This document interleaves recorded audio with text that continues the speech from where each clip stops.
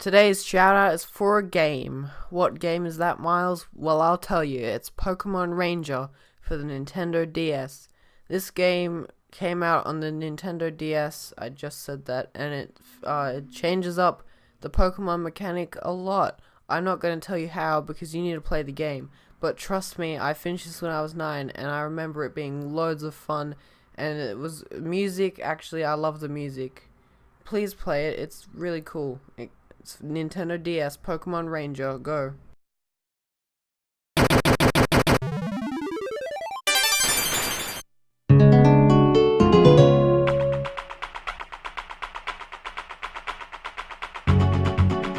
Everyone, I am back. It's the second episode of Classic Saturdays. We made it. I'm really happy. I sounded a bit upset in the last video, but I'm a happy person now. Today we'll be covering The Legend of Zelda Ocarina of Time, yet another first-party Nintendo 64 title, because that had some pretty neat games on it. Now this game is actually really awesome, and this time I have completed it, so I don't have to finish the game again, and I won't have to spend as much time having to play through the game. So that's really handy. So this episode shouldn't take as long to make, and you should get this like 1 or 2 weeks after the first one. So that's really cool.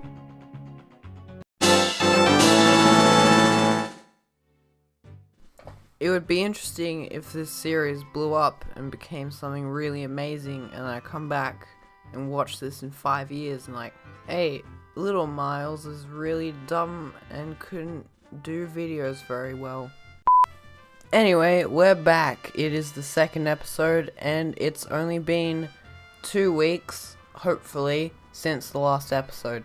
Yeah, I hope you liked the last episode, although whoever the one dislike was, I'm very upset. Moving on, today, as I said before, we'll be covering The Legend of Zelda Ocarina of Time. So this is the development section, but I'm using it as an intro because the actual intro section would make too much sense. So I'm doing it here.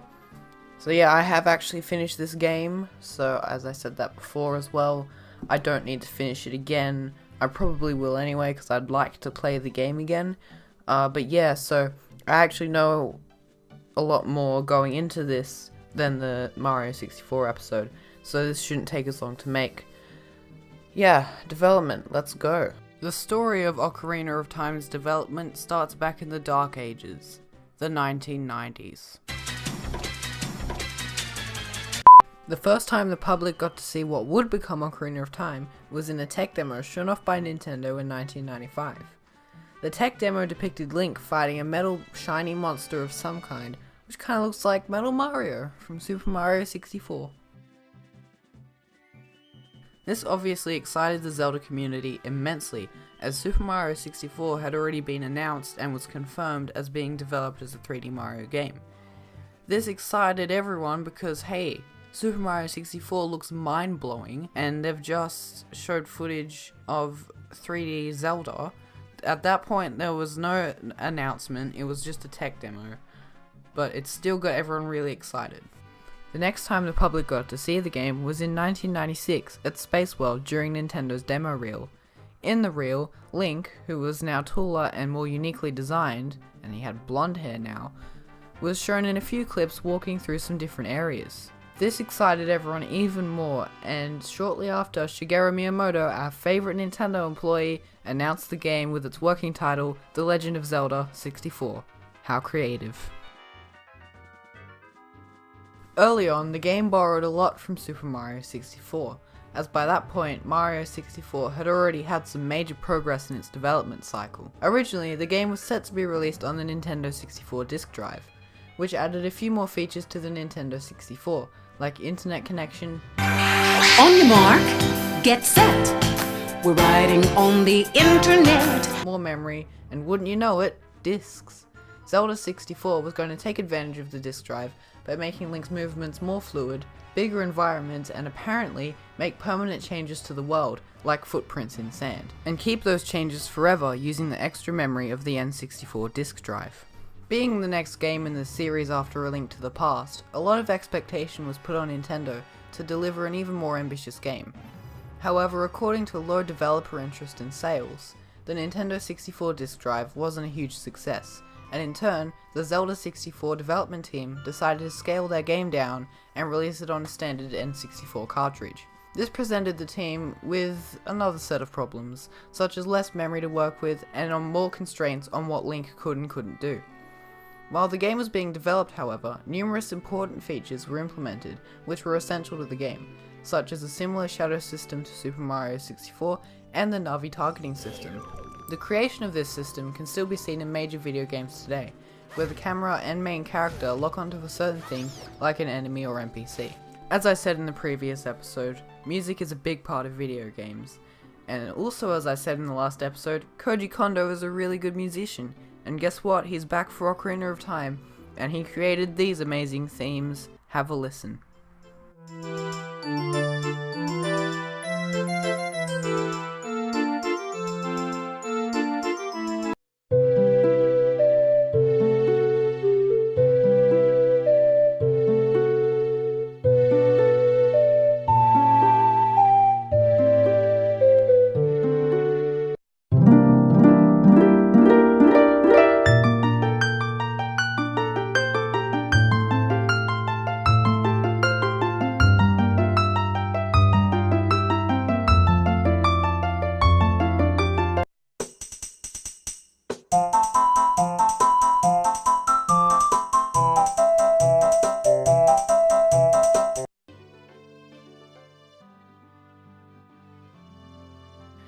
After a strenuous 2.5-year development cycle, the team finally finished their game, The Legend of Zelda: Ocarina of Time, and released it upon the world.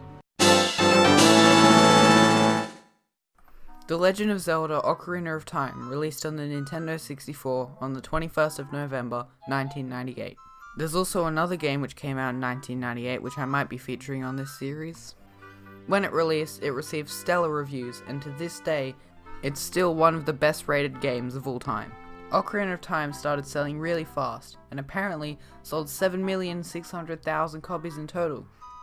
Now if you include Ocarina of Time 3D, which is the 3DS remake, you actually have 13,220,000 copies. So they made a bit of money off Ocarina of Time, and we'll just say that. With all of this success, it was only a matter of time until Nintendo made a sequel. The Legend of Zelda: Majora's Mask is a continuation of the Ocarina of Time story. However, I think I'll have to cover that in its own episode. And now it's time for everybody's favourite part of the episode, the review. Here we are at the meat of the episode. Oh, what the hell? It just started raining. It never rains here. Here we are at the meat of the episode. This is my favourite part. It's the review, because this is where I get to share my opinions and my ideas about the game. So you already know how this works, and if you don't know how it works, you've got some catching up to do. So, as you should know, last episode I talked about the story for Super Mario 64. This episode I don't really want to do that, because Ocarina of Time story, it's something you need to experience for yourself, and normally I'd just put a spoiler warning here and say, hey, don't watch this, but people will still watch it, and I really mean this. I don't want you to have the story spoiled because it's just so good. So I'm not gonna talk about the story. All I am gonna say is that it's great and you need to play it to experience it. But that's all I'm saying about the story. So, we're just gonna skip past the story and talk about why I enjoy playing the game so much.